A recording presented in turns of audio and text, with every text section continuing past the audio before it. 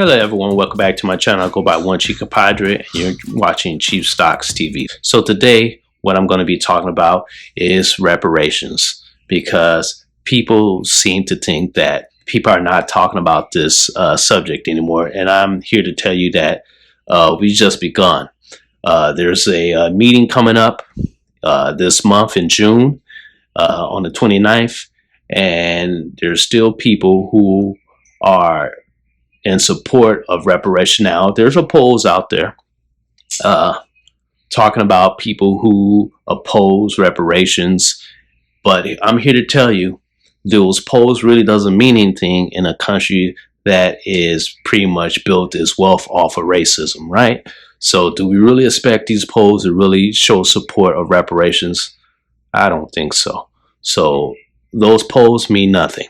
And then we have these studies that are coming out of Silicon Valley, Stanford. Do you really think you get a study that's not biased coming from a university that their main focus from the government was to start the Silicon Valley technology industry in the first place? Do you really think they'd be looking out for families and people who should receive reparations? I don't think so. You know, if we did a study on Stanford University, I guess we'll find out where they got their money from, right? From the government, the banks, the private investors, along with the angel investors and tax breaks. Okay, so that being said, here on my channel, we're talking about savings, investing, and even politics. So the politics of the day is that reparations is a debt that is owed. It is not a handout. It is not something that we're just be doing. This is a debt that is owed to many ancestors here in the United States. And even though California was a free state, does not mean that there was no slavery.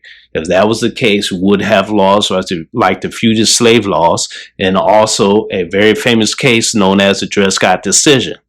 Okay, but if you don't know anything about that, you can look at my previous videos where I shared information about those two topics. But just because California is in the deficit does not mean that they can just take a blind eye to those who are those who deserve reparations, because this is a debt that is owed that needs to actually get full attention.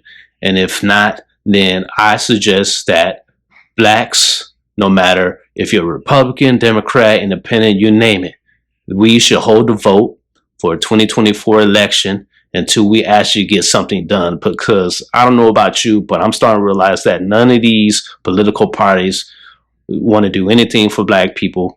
They take our vote for granted, and they don't want to do anything to give something in return for our vote. So I suggest, if we don't see any inkling of reparations being implemented in California to those who are the descendants of California, then I suggest that we hold our vote until we actually get something done, because they seem to take our vote as a game, and I guess they think that we as a collective are not able to ration now what they actually are doing, because once they're in office, they seem to forget about us, and they just take us for granted and never ever get anything done for us in our community.